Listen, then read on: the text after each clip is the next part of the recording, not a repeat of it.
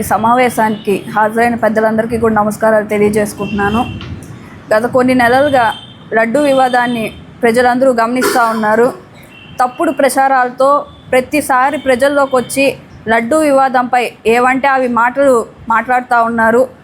సిబిఐఏ దర్యాప్తు చేసి మీకు ఒక నోట్ ఇచ్చింది, లడ్డూలో జంతు కొవ్వు కానీ ఇతరాతర రసాయనాలు ఏవి కలవలేదని చెప్పి, అయినా కూడా అంత ఇదిగా వాళ్ళు సిబిఐ వాళ్ళు దర్యాప్తు చేసి నోట్ ఇచ్చినా కూడా మీరు ఏవైతే తప్పుడు ప్రచారాలు చేస్తున్నారో ప్రజలందరూ కూడా తెలుసుకో ఉన్నారు.